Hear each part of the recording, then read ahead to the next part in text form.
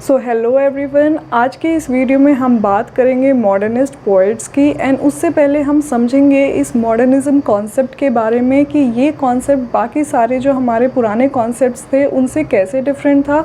इस time period पर क्या ऐसे मेजर इवेंट्स हुए जिसकी वजह से ये जो मॉडर्निज्म का टाइम है ये इंग्लिश लिटरेचर में सबसे ज़्यादा इम्पॉर्टेंट बन गया। ठीक है। एंड लास्ट में बात करेंगे जितने भी हमारे पोएट्स हैं उनके मेजर वर्क्स की एंड उनके वर्क्स की समरीज़ की। सो मेरा नाम है एकता मुक्कल एंड आप देख रहे हैं literature by logic, our very own English literature channel. So let's start. सबसे पहले समझते हैं कि ये जो मॉडर्निज्म सोच है या फिर ये जो वक्त है ये आया कैसे और इसके पीछे की क्या कहानी है। देखो, मैंने आपको बताया था लास्ट वीडियो में विक्टोरियन पोएट्स वाली में कि 1901 तक हमारा विक्टोरिया का पीरियड था। क्या उसके जस्ट बाद हमारा मॉडर्निज्म शुरू हो गया? नहीं, मॉडर्निज्म हमारा शुरू होता है 1890s से लेकर ये चलता है 1950s तक। ठीक है। तो इस टाइम पीरियड में ना लोगों का एकदम से जो बहुत ही रोमांटिक या लवी डवी या मोरालिटी वाली सोच थी ना उस पर से बिल्कुल भरोसा उठ गया। उनको डिसइल्यूशनमेंट हो गया। डिसइल्यूशनमेंट क्या होता है? जब आप सोचते हो कि कुछ चीज़ें ना इस सेट तरीके से ही होगी बट एकदम से आपको डिसअपॉइंटमेंट मिलती है कि अरे यार ये क्या हो गया, ये तो मैंने अपने सबसे भयानक सपने में भी नहीं सोचा था। तो ऐसे क्या इवेंट्स हुए उस टाइम पे जिससे लोगों के अंदर से वो भरोसा होता है, वो ट्रस्ट होता है, वो टूट जाता है। उस टाइम पे हुआ था world war 1 and world war 2। ये दोनों इवेंट्स ने एक तरह से दुनिया को ना काफ़ी हद तक तहस नहस कर दिया था एंड लोग अंदर से भी टूट चुके थे जब इतना ज़्यादा उन्होंने कलेश देखा अपने आसपास की दुनिया में कि भाई लोग एक दूसरे को मार रहे हैं, बहुत ही गंदे तरीके से रह रहे हैं, किसी के अंदर कोई ट्रू इमोशन सेंटिमेंट्स नहीं है, सारे के सारे अंदर से खोखले हो चुके हैं। तो सेम इसी चीज़ को रिफ्लेक्ट किया हमारे पोएट्स ने अपनी पोएट्री में। उन्होंने बाकी जो पुराने जितने भी रूल्स थे ना पोएट्री से रिलेटेड या किसी भी चीज़ की सोच को से रिलेटेड, उन सबको तोड़ दिया कि भाई ना ही तो हम आपके कोई पोएट्री के रूल्स मानने वाले हैं, सेम आपकी रिदमिक उसमें लिखेंगे, नहीं कुछ भी हम आपका स्ट्रक्चर वगैरह कुछ फॉलो नहीं करना। हमें सिर्फ अपने आप को एक्सप्रेस करना है कि अभी हम इस टाइम पे किस चीज़ से गुजर रहे हैं। तो उन्होंने अपने हिसाब से अलग अलग एक्सपेरिमेंट्स करे। उन्होंने रियलाइज़ करा कि इस दुनिया में ना एक्चुअली सभी बहुत ज़्यादा एलियनेटेड हो चुके हैं। एलियनेटेड मतलब अकेले से हो गए हैं, कोई किसी से बहुत ज़्यादा ट्रू कनेक्शन रखता नहीं है। वो जो रियल लव वाली फीलिंग थी ना, ऐसी कोई चीज़ एग्जिस्ट ही नहीं करती। तो उन लोगों ने सेम यही चीज़ अपनी पोएट्री में भी लिखी। Now we will look at some important features of modernist poetry. इसमें सबसे पहले आ जाता है एक्सपेरिमेंटेशन विद फॉर्म्स, जो कि मैंने आपको बताया था कि जो पोएट्स थे हमारे, अब उन्होंने ठान लिया था कि हम आपके कोई ऐसे स्ट्रिक्ट रूल्स फॉलो नहीं करने वाले हैं। We will write mostly in free verse. Free verse क्या होता है? जो भी पोएट्री के रूल्स होते हैं ना कि आपको एलिट्रेशन यूज़ करनी है या आपको राइमिंग स्कीम सेट करनी है, ये सब उन्होंने हटा दिया। फ्री वर्स में लिखेंगे कि अपने हिसाब से जो वर्ड जहाँ सेट बैठ रहा है वही फिट बैठाएंगे, नहीं भी सेट बैठ रहा है फिर भी फिट बैठाएंगे। आपको अच्छा लगे ना लगे, हमारा काम है लिखना, आपका काम है समझना। तो आप उस चीज़ को एहसास करो, महसूस करो जो इस टाइम पर हम क्या कर रहे हैं, क्योंकि हमारी जो आसपास की दुनिया है हमें उसकी रियल पिक्चर दिखानी है आपको। तो जो वो रियल पिक्चर है वो खुद भी ऐसी हो गई है जिसमें कुछ भी चीज़ अब स्टेबल नहीं है, सेट नहीं है। Next is fragmented imagery and symbolism. देखो, इस टर्म का मतलब होता है फ्रेगमेंटेड मतलब टूटी फूटी, ओके, एक प्रॉपर सेट ना होना किसी चीज़ का। इमेजरी एंड सिम्बोलिज्म का यूज़ किया उन्होंने, जो टूटी हुई थी। भाई उन्होंने कहीं से भी कुछ भी इमेज क्रिएट कर दी, कोई भी सिंबल जोड़ लिया एंड उन सब का कॉम्बिनेशन बैठा दिया, एक खिचड़ी बना दी। बट स्टिल वो आपको बोलते हैं अब इस खिचड़ी को खाओ, क्योंकि हमारी जो आसपास की दुनिया है वो इस तरह की खिचड़ी हमारे लिए रियल वर्ल्ड में बन गई, तो आप हमारी पोम को तो डाइजेस्ट करो ही करो। तो ये फ्रेगमेंटेड वर्ड बहुत इंपॉर्टेंट है। अगर आप एग्ज़ाम में इसको थियोरेटिकल एग्ज़ाम में लिखने जाओगे तो आपको यूज़ करना है कि इस टाइम पे जो पोएट्स थे वो किसी भी तरह का कनेक्शन नहीं बनाते थे, किसी भी तरह से किसी चीज़ का रीज़न सेट नहीं करते थे कि हमने ये इमेज यहाँ से इसलिए लिए क्योंकि इसके पीछे ये रीज़न है। नहीं, वो डॉट्स आपको कनेक्ट करनी है खुद ब खुद, क्योंकि उनकी लाइफ में जो हो रहा है उसका कुछ मीनिंग उन्हें नहीं समझ में आ रहा, तो वो आपको अपनी पोम्स में कैसे मीनिंग दे दे। नेक्स्ट आपको मिलेगी बहुत ज़्यादा उनकी पोम्स में themes of alienation, urban decay, Wars and identity crisis. लोगों को ये समझ में नहीं आ रहा कि हम एक्चुअली इंसान हैं, क्या है कि कोई भी आके कभी भी किसी भी टाइम पे किसी को भी मार के चला जा रहा है, किसी के अंदर कोई मॉरल वैल्यूज़, कोई एथिक्स है नहीं। ये जो गुणगान आप इतने टाइम से करते आ रहे हो ना रिलीजन में या फिर स्पिरिचुअलिटी का, भाई इस तरह के जो सिनेरियोज होते हैं वॉर टाइम, वो आपको बताते हैं कि आपके अंदर कितनी स्पिरिचुअलिटी, कितनी मोरालिटी बची है। तो यहाँ पे लोग एक तरह से टूट चुके हैं और उनका जो खोखलापन है वो बाहर आ रहा है।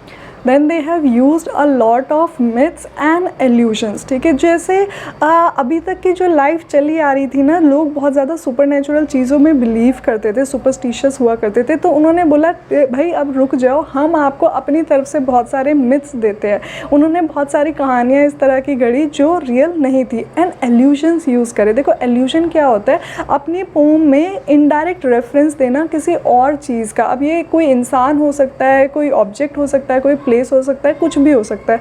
तो ऐसे बहुत सारे रेफरेंसेस उन्होंने यूज़ करे जो कि हम आगे जब पोम्स को डिस्कस करेंगे तो उसमें मैं आपको एग्जांपल से समझाऊंगी। नेक्स्ट सबसे इम्पॉर्टेंट फीचर जो हमारी मॉडर्निज्म पोएट्री का था वो था डिसइल्यूशनमेंट विद मॉडर्न लाइफ। डिसइल्यूशनमेंट क्या होता है, एक तरह से डिसअपॉइंटमेंट होना कि भाई मेरे दिमाग में एक ऐसे इमेज बनी कि भाई फ्यूचर में ना अगर मैं ऐसे काम करूँगी तो ये चीज़ ऐसे टर्न आउट होगी, तभी उस चीज़ को सोच के हम काम करते हैं कि भाई इसका ये गोल आएगा। बट मान लो आपने अपनी तरफ से तो 100% दिया, बट उस टाइम पे कोई ऐसा ड्रास्टिक इवेंट हो जाए एंड आप एकदम से हैरान हो जाओ कि मेरी सारी मेहनत कहाँ गई, आप डिसअपॉइंट हो जाओगे लाइफ से। तो वही चीज़ लोगों के साथ यहाँ पे हो रही थी कि उनकी लाइफ इतनी अनस्टेबल थी कि वो किसी भी चीज़ पे मेहनत करने से बहुत ज़्यादा डर रहे थे। तो इसको डिसइल्यूशनमेंट हम बोलते हैं कि कहीं पे भी विश्वास ना कर पाना कि आसपास हो क्या रहा है। Now we will discuss the important modernist poets. इसमें सबसे पहला नाम अनडाउटेडली टी.एस. इलियट का ही आएगा। देखो अगर आप मुझसे पर्सनली पूछोगे ना, आई विल टेल यू कि टी.एस. इलियट हमारी पूरी इंग्लिश लिटरेचर में सबसे ज़्यादा इम्पॉर्टेंट इंसान है। ओके, इसका पता आप कैसे लगा सकते हो? चलो हम देखो यूजीसी नेट के अगर आप लोगों ने प्रीवियस ईयर क्वेश्चन पेपर्स निकाले हैं, उनको सॉल्व किया है, तो यू विल नो कि रेयरली कोई ऐसा पेपर होगा जिसमें टी.एस. इलियट का नाम मेंशन ना हो।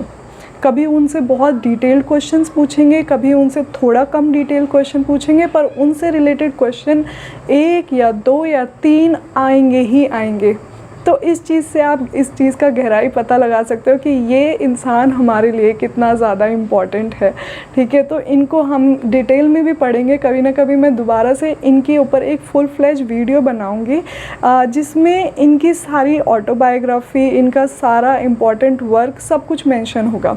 ओके, बट आज की इस वीडियो में हम इनको थोड़ा शॉर्ट में डिस्कस करेंगे। देखो इनको 1948 में नोबेल प्राइज़ मिला था, ये पॉइंट इम्पॉर्टेंट है, आपको नोट डाउन करना है। बाकी इनके जो वर्क्स है उनकी आपको क्रोनोलॉजी ज़रूर पढ़नी है, क्योंकि एग्ज़ाम्स में देयर हाई चांसेस जितने भी हमारे इम्पॉर्टेंट मेजर पोएट्स, राइटर्स जो भी होते हैं उनकी क्रोनोलॉजी ये लोग पूछते ही पूछते हैं।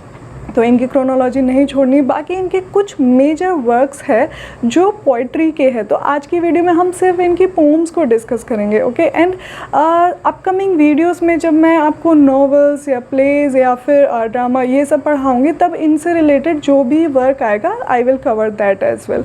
तो इनका सबसे पहला सबसे इम्पॉर्टेंट वर्क है the love song of J. Alfred Prufrock, and ये कब आया था? 1915 में।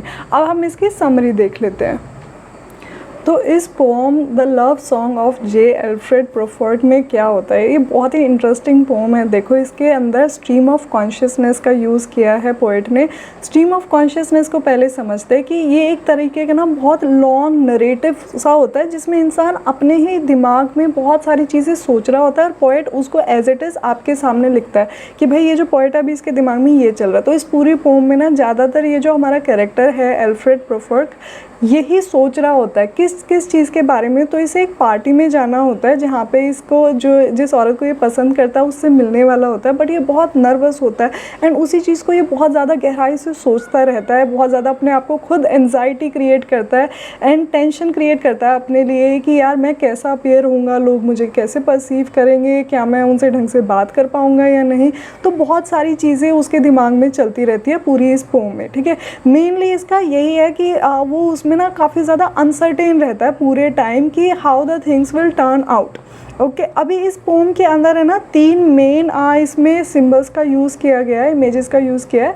सबसे पहले तो येलो फॉग, तो येलो फॉग किस चीज़ को रिप्रेजेंट करता है, अनसर्टेनिटी को, कि क्या हो रहा है क्या नहीं होगा उसे कुछ पता नहीं चलता। फिर सेकंड आ जाती है द पार्टी। पार्टी मतलब दिखाता है कि सोशल स्टैंडर्ड आपको एक मेंटेन करना है, अपनी एक इमेज बना के चलनी है, वरना लोग आपको एक्सेप्ट नहीं करेंगे। फिर सबसे लास्ट में आ जाता है मरमेड्स। मरमेड्स यहाँ पे एक तरह से दिखाती है कि ह्यूमन कनेक्शन जो है वो कहीं ना कहीं लॉस्ट है।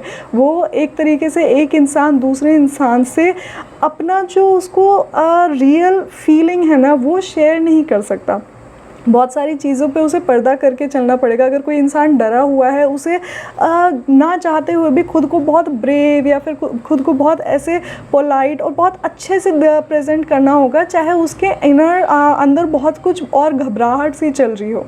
ओके, इस पोम की जो फर्स्ट लाइन है, it is let us go then you and I when the evening is spread out against the sky like a patient etherized upon a table, let us go through certain half deserted streets. So the next extremely important work of T.S. Eliot is the Wasteland। देखो इसके ऊपर मैं खुद एक अलग से separate video लाऊंगी within 2 days only, ठीक है, ज़्यादा टाइम नहीं लगाऊंगी बिकॉज आई नो आपका एग्ज़ाम पास में है, तो आपको ये वीडियो की समरी चाहिए एंड अच्छे से समझना है आपको इस पोम में क्या होता है। तो अभी मैं बहुत ही शॉर्ट समरी दूंगी। इस जो पोम है ना, इसके 5 पार्ट्स है। सबसे पहला पार्ट हमारा आ जाता है the burial of the death. इसके अंदर आपको इमेजिन करना है कि जो लंदन सिटी है, वॉर हुआ है अभी के अभी एंड वो पूरी तहस-नहस हो गई है। तो जो हमारा पोएट है वो उसको डिस्क्राइब कर रहा है कि किस तरीके से बहुत सारी डेड बॉडीज़ है, कोई इंसान के अंदर कोई फीलिंग्स नहीं बची, सब खोखले हो चुके हैं एंड सब मैकेनिकल सा हो चुका है, रैट रेस सी चल रही है सारी तरफ, पर इंसान के अंदर इमोशंस मर चुके हैं, ठीक है। सो नेक्स्ट आ जाता है द गेम ऑफ चेस। इसके अंदर आपको इमेजिन करना है जो लेडीज़ की कंडीशन है, कि एक औरत है, उसको बहुत ही लेविश सी जगह दी हुई है, उसके पास सबसे महंगे परफ्यूम्स है, बहुत अच्छे जेम्स है, लेकिन उस औरत का भी कुछ अपना अंदर इमोशंस नहीं बचे हैं, वो भी बहुत ज़्यादा खोखली है। एंड इसी पोम के अंदर, इसी सेकंड पार्ट के अंदर एक और सीन दिखाया जाता है जो एक पब का है। उस सीन में क्या होता है, 2 लेडीज़ बात कर रही होती है एक दूसरे से कि भाई तुम्हारा हस्बैंड तुम्हें छोड़ के चले जाएगा, ढंग से दिख लो, तुम देख लो, तुम्हारे दांत भी गिरने लगे और तुम सिर्फ 31 की हो। तो वो बोलते हैं नहीं, मेरे 5 बार अबॉर्शन हो चुका है और लास्ट वाले बेबी के टाइम पे तो मैं मरती बची हूँ, मेरी कंडीशन इतनी ख़राब हो चुकी है। तो इस कन्वर्सेशन को वो दिखाते हैं कि वो पब के अंदर है एंड वो एक टाइम में नहीं जी रहे। इसके अंदर एक बहुत अच्छी फेमस लाइन है, hurry up it's time to close the pub, something like this, है ना। तो ये कार्पेडियम का भी कॉन्सेप्ट इसमें यूज़ किया है। नेक्स्ट हमारे पास पार्ट आ जाता है द फायर सरमन। इसके अंदर सेम वही फिजिकल इंटीमेसी किस तरीके से आज के टाइम पे डिस्टॉर्टेड हो चुकी है उसको दिखाते हैं जो पोएट है हमारे। उसके बाद आ जाता है डेथ बाय वाटर, ठीक है। एंड ये सबसे शॉर्ट पार्ट है इसका, बहुत आई थिंक 14-15 लाइन्स ही है। तो इसमें जो पानी है उसके अंदर डूब के किस तरीके से मौत हो जाती है वो दिखाते हैं। एंड जो लास्ट पार्ट है व्हाट द थंडर सेड, इसके अंदर वो बताते हैं कि भाई पानी ही नहीं है कहीं पे भी, सारी तरफ गुफाएं हैं, रॉक्स है, स्टोन्स है, कहीं ये पानी नहीं है। ये कौन से पानी की बात कर रहे होते हैं, ये होली ग्रेल की बात कर रहे होते हैं। अब होली ग्रेल को समझने के लिए आपको ना थोड़ा सा आर्थर जो लेजेंड है उनकी कहानी को पढ़ना होगा कि उसमें जब उनका जो किंग होता है उसका सारा जो एरिया होता है, राज्य होता है, वो बहुत ज़्यादा इसी तरह से तहस-नहस हो जाता है एंड किंग की खुद की भी हालत बहुत ख़राब हो जाती है। तो उनको भी इस तरीके का होली ग्रेल का पानी पीना होता है। ये होली ग्रेल बहुत ही ज़्यादा पायस एक प्योर वाटर होता है जो जीसस क्राइस्ट से रिलेटेड है। ओके, इसमें बहुत ज़्यादा डिटेल में आपको नहीं जाना है अभी। तो ये उसी पानी की बात करते हैं व्हाट द थंडर सेड में, कि भाई लास्ट में है ना, जब वो पानी तो मिल नहीं रहा, तो ये जो थंडर है ये पानी बरसाने से पहले क्या आवाज़ करता है, डा डा की आवाज़ करता है बहुत ज़ोर से, कि दा से ये 3 वर्ड्स निकालता है, दाता, दाता, दयाध्वम एंड दमयाता। ठीक है, जो ये 3 वर्ड्स है, इसमें जो दाता है इसका मतलब होता है टू गिव, एंड दमयाता है इसका मतलब होता है टू सिंपैथाइज। ओके, एंड जो ये लास्ट वर्ड है दमयाता, तो इसमें जो ये 3 वर्ड्स होते हैं, डा से सबसे पहला वर्ड होता है दाता, दाता मीन्स टू गिव। फिर आ जाता है हमारे पास दयाध्वम, दयाध्वम मतलब to sympathise. Okay, and last में आ जाता है हमारे पास दमयाता, दमयाता मीन्स टू कंट्रोल। इसके पीछे भी इन वर्ड्स की पूरी कहानी होती है। संस्कृत के उपनिषद से टी.एस. इलियट ने ये वर्ड्स लिए हैं, एंड लास्ट में जाके वो बोलते हैं शांति है, शांति है, शांति। ठीक है, तो इसमें बहुत सारे रेफरेंसेस का यूज़ किया गया है, ये फुल ऑफ एल्यूशन ये पोइट्री है, बहुत ही इंटरेस्टिंग, बहुत ही अच्छी पोइट्री है, and I think English literature में इसको सबसे बेस्ट पोइट्री माना जाता है। तो इस पोम को हम डेफिनेटली बहुत ज़्यादा डिटेल में समझेंगे, बट अभी क्योंकि हमारे पास बहुत ज़्यादा टाइम नहीं है, तो अभी हम इसकी first line and last line देख लेते हैं। जो इसकी फर्स्ट लाइन है, it is April is the cruelest month, breeding lilacs out of the dead land, mixing memory and desire, stirring dull roots with spring rain. And the last lines are शांति है, शांति है, शांति है। उससे पहले जो मैंने आपको words बताए थे वो थे दाता, दयाध्वम, दमयाता। ये इन 3 वर्ड से जस्ट पहले आते हैं लास्ट पार्ट में, जो 5th पार्ट है व्हाट द थंडर सेड के अंदर। ठीक है, हर एक पार्ट की अच्छे से समरी लेने के लिए आप मेरे इस चैनल को ज़रूर सब्सक्राइब करें, ताकि जैसे ही मैं ये वीडियो वेस्टलैंड के ऊपर फुल फ्लेज समरी और एनालिसिस करूँगी तो आपको मिल जाए। His next poem is the hollow man. इस पोम के अंदर भी वो बता रहे हैं कि किस तरीके से इंसान बहुत ज़्यादा खोखले हो चुके हैं, वो मीनिंग की तलाश में हैं, उनके अंदर बहुत ज़्यादा स्पिरिचुअल डिके हो चुका है। स्पिरिचुअल डिके मतलब कि जो हम बहुत ज़्यादा ऐसे सोचते हैं ना कि हम कितने जीवित है, काइंड ऑफ हम सब एक दूसरे को उस टाइम पे जो ये होलो मैन है ये ऐसे महसूस करते हैं कि ये जीते जी भी मर चुके हैं। ठीक है, तो इसको हम स्पिरिचुअल डिके बोल सकते हैं। The next poem Ash Wednesday also talks about the same theme, that is the emptiness of the modern life। तो इसमें जो ये ऐश वेडनेसडे है, ये एक तरीके से जो क्रिश्चियन कैलेंडर है उसका फर्स्ट दिन को बोलते हैं, जिस दिन उन्हें बहुत ज़्यादा रिपेंटेंस एंड रिफ्लेक्शन करना होता है। रिपेंटेंस मतलब दुख जताना होता है, उन्होंने जो भी गलत काम किए हैं, एंड रिफ्लेक्शन करना होता है मतलब खुद के अंदर झांक के देखना होता है कि उन्होंने ऐसे क्या गलत काम करे जिसकी वजह से उन्हें ये सब भुगतना पड़ रहा है, एंड उनके ऊपर उन्हें काम करना चाहिए ताकि फ्यूचर में उनसे वो गलतियाँ ना हो। His next work, Old Possum's Book of Practical Cats, ये एक कलेक्शन ऑफ पोम्स है। ठीक है, तो ये पूरी एक बड़ी बुक है जिसके हम एक एक पोम नहीं देखने जाएंगे, वरना हमारे पास बहुत ज़्यादा एक्स्ट्रा काम हो जाएगा, और इतना वो इस बुक से रिलेटेड ऐसे बहुत ज़्यादा डिटेल में नहीं क्वेश्चंस आएंगे।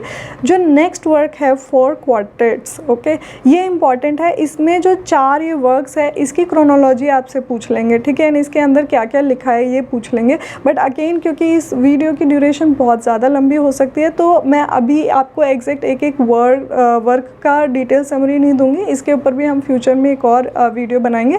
फ़िलहाल आपको इनके नाम जानना ज़रूरी है। तो सबसे पहला इसका वर्क है burnt Norton. Next one is east cocker, the dry salvage, little गिडिंग। आपको इनके नाम ज़रूर याद रखने कि इसके अंदर कौन कौन से वर्क शामिल होते हैं, क्योंकि इससे रिलेटेड क्वेश्चंस पूछे गए हैं पहले। Okay, our next important poet is W.B. Yeats. ये भी इंग्लिश लिटरेचर में बहुत ही ज़्यादा इम्पॉर्टेंट रोल प्ले करते हैं। तो इन्होंने भी जो है नोबेल प्राइज़ जीता है 1923 में, and he is an Irish poet. Okay, Ireland से ये बिलोंग करते थे।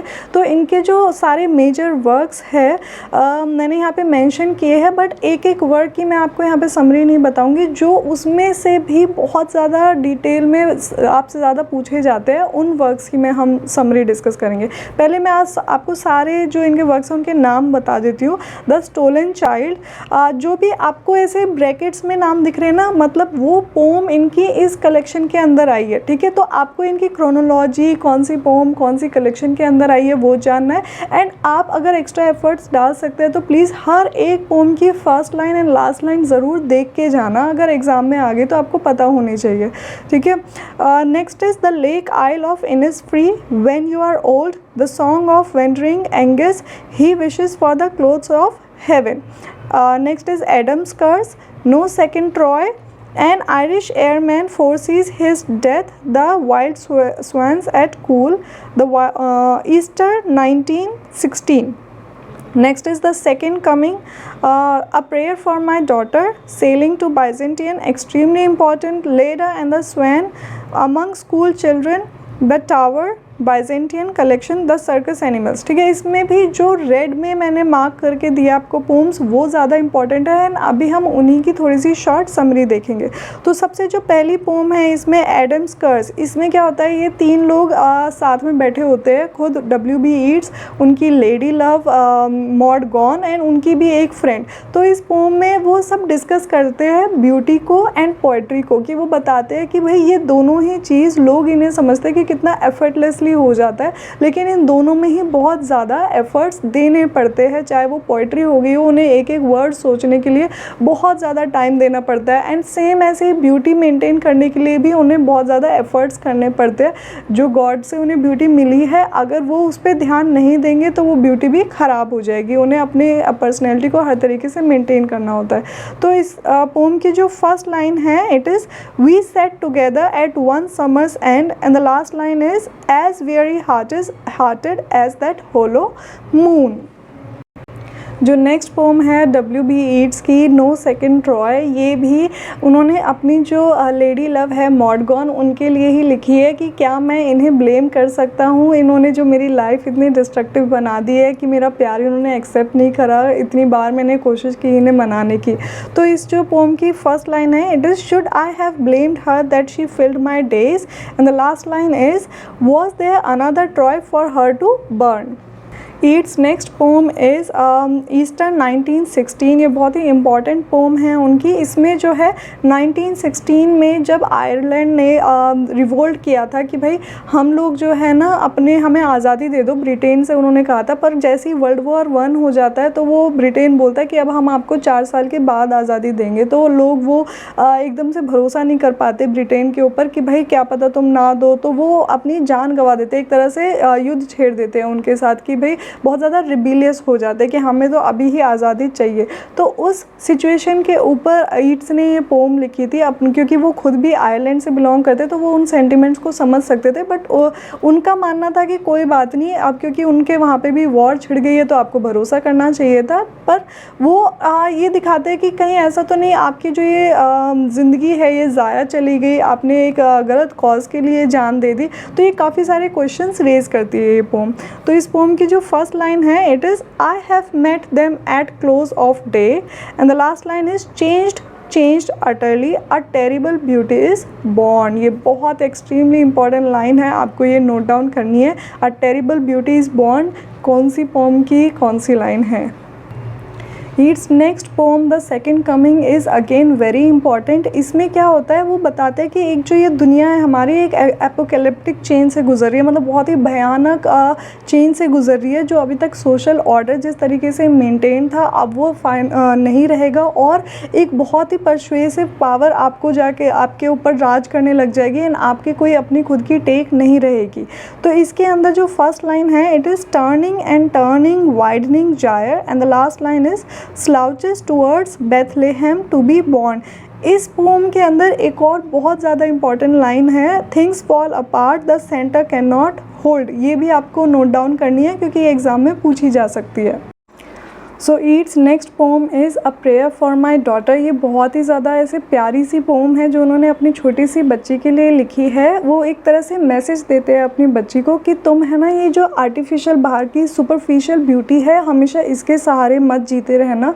अपनी खुद की नॉलेज डेवलप करना, अपनी विजडम डेवलप करना, अच्छी क्वालिटीज़ डेवलप करना, ताकि जो आज के टाइम पे जो हार्श वर्ल्ड है इसमें तुम अच्छे से सर्वाइव कर सको। तो वो अपनी बेटी को बहुत स्ट्रॉन्ग बनाना चाहते हैं, सिर्फ और सिर्फ बाहरी सुंदरता के बेसिस पे जीने की उसे सलाह नहीं देते। तो इस पोम की फर्स्ट लाइन है, under this cradle hood and coverlet his next and very crucial poem is sailing to Byzantium. तो इस पोम में जो पोएट है वो इस चीज़ का एहसास कर रहे हैं कि अब वो बूढ़े हो चुके हैं, बट उन्हें ये फीलिंग बिल्कुल भी पसंद नहीं आ रही है। वो ये जो बर्थ का रिसाइकल होता है कि इंसान जीता है, पैदा होता है, जीता है, मरता है, उसको तोड़ना चाहते हैं। वो चाहते हैं कि वो एक तरह से इमॉर्टल हो जाए। बट वो जब यंग लोगों को देखते हैं तो वो ऐसे सोचते हैं कि ये कितने बेवकूफ़ हैं, इनमें बिल्कुल भी अकल नहीं है, क्योंकि इन्हें पता नहीं है कि ये अपने खुद के डिमाइस की तरफ बढ़ रहे हैं, अपने खुद के खात्मे की तरफ बढ़ रहे हैं। तो वो बाइजेंटियन नाम की जगह पर जाना चाहते हैं। वो एक बोट से वो जर्नी तय करते हैं कि भाई उस जगह, ये जो बाइजेंटियन नाम की जगह है, ये एक तरह से उनके लिए परफेक्ट है। जो ओल्ड एज के लोग हैं एंड वो इंटेलेक्चुअल वहाँ पे लोग उन्हें मिलेंगे, अच्छी समझदारी की बातें होंगी, आर्टिस्टिक बातें होंगी, तो इस तरह की जगह पे वो जाके बसना चाहते हैं। तो इस पोम की जो फर्स्ट लाइन है, it is that is no country for old man, and the last line is his next poem the tower, it talks about again the old age। अब फाइनली पोएट ने realise कर लिया है कि ये जो as बूढ़ापा है, इससे कोई भी बच के नहीं निकल सकता है, इसमें सबको पहुंचना ही पहुंचना है। तो ये इमॉर्टैलिटी जैसा कोई कॉन्सेप्ट एग्जिस्ट करता ही नहीं है, एंड आपको मॉर्टैलिटी को एक्सेप्ट करना पड़ेगा। इसके अलावा ये पोम और किस चीज़ की बात करती है, पॉलिटिकल एंड आर्टिस्टिक लेगेसी जो उन्होंने छोड़ के गए हैं उसकी बात करते हैं कि अब फाइनली आगे उनके बाद और किस तरीके से आर्टिस्ट टर्न आउट होंगे। Our next important modernist poet is Dylan Thomas. ये भी बहुत ही ज़्यादा इम्पॉर्टेंट पोएट है। इनसे रिलेटेड भी आपको बहुत सारे क्वेश्चंस देखने को मिलेंगे यूजीसी नेट में। फ़िलहाल अगर हम अपने जो एमए के एग्ज़ाम्स है या फिर इंग्लिश के बीए के एग्ज़ाम हैं उसकी बात करें तो इनके ये जो दो पोम हैं, and death shall have no dominion and Fern Hill, इनसे काफ़ी सारे पैसेज के रूप में क्वेश्चंस पूछे जाते हैं। ठीक है, तो हम इनकी शॉर्ट समरीज देख लेते हैं फ़िलहाल। And death shall have no dominion, इसका जो नाम है वही बता रहा है कि जो मौत है उसकी आखिर में जीत नहीं होती है। चाहे आपकी कितनी ही भयानक मौत हो, आप फिर भी जो है एक तरह से स्पिरिचुअली जीत जाते हो। ठीक है, मौत कोई बहुत बड़ी चीज़ नहीं है, उसको कोई ऐसे हवा मत बनाओ जितना लोग इससे डरते हैं। अगर आप जितना इससे डरोगे वो इतना ज़्यादा जीतेगी।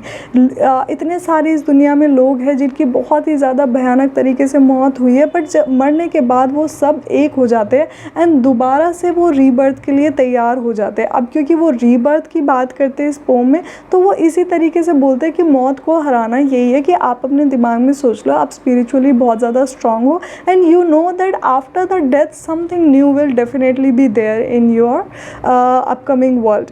फर्न हिल, ये एक तरह का उनका चाइल्डहुड एक्सपीरियंस इसमें वो बताते हैं कि किस तरीके से वो जब फार्म पे अपने जाया करते थे तो वहाँ पे कितना इनोसेंटली इंजॉय करते थे एंड एक तरह से टाइम कैसे बीतता चला जाता है एंड फाइनली वो अपने लाइफ में इतने आगे बढ़ जाते हैं कि इंजॉय करना ही भूल जाते हैं एंड धीरे धीरे धीरे उनकी जो लाइफ है वो एंड तक पहुंच जाती है, उन्हें पता ही नहीं चलता। पर वो मॉर्टैलिटी को भी एक्सेप्ट करते हैं कि ठीक है, चाइल्डहुड के एक अपना टाइम होता है जब हमें एक तरीके से फ्रीडम होती है, बट उसके बाद हम वही रेट रेस में फंस के रह जाते हैं।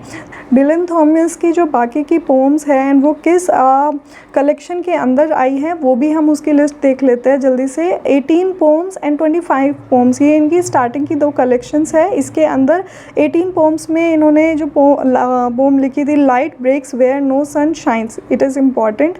एंड देन 25 पोम्स के अंदर ही हमारी and death shall have no dominion, ये पोम है। And the other two poems are altarwise by our light, the hand that sign the paper. ठीक है, उसके बाद the map of love, it is again a collection of poem, but इसके अंदर कोई बहुत ज़्यादा ऐसे सेमिनल वर्क इन्होंने नहीं लिखा। उसके बाद आ जाती है डेथ्स एंड एंट्रेंसेस, इसके अंदर इनकी दो इंपॉर्टेंट पोम है, फर्न हिल एंड नहीं दो नहीं 4 इंपॉर्टेंट पोम्स है actually. Fern Hill, a refusal to mourn the death by fire of a child in London, poem in October, in my craft or sullen art. And last इनका जो ये collection है pome का, collected poems, इसके अंदर इनकी again बहुत ज़्यादा इंपॉर्टेंट पोम है, do not go gentle into that good night. इसको आप नोट डाउन कर लो कि ये कौन सी पोम कब आई है, इनकी क्रोनोलॉजी पूछी जा सकती है। Our next modernist poet is W.H. Auden. देखो ये बहुत ज़्यादा एज सच मेजर पोइट्स में काउंट नहीं होते, तो हम इनके किसी भी वर्क को बहुत ज़्यादा डिटेल में नहीं पढ़ने वाले, क्योंकि इनसे रिलेटेड एग्ज़ाम्स में ना फैक्चुअल क्वेश्चंस पूछे जाते हैं कि ये किससे कैसे कनेक्टेड है। तो इनकी जो लाइफ की स्टोरी है हम उसके बारे में फिर कभी वीडियो बनाएंगे बाद में। फ़िलहाल सिर्फ और सिर्फ हम इनके वर्क्स के नाम देख लेते हैं, क्योंकि इनसे जो ज़्यादातर क्वेश्चन आते हैं ना वो इनके नाम, जो कि इन्होंने कौन सा वर्क लिखा है, कब लिखा है, इस तरह के पूछे जाते हैं।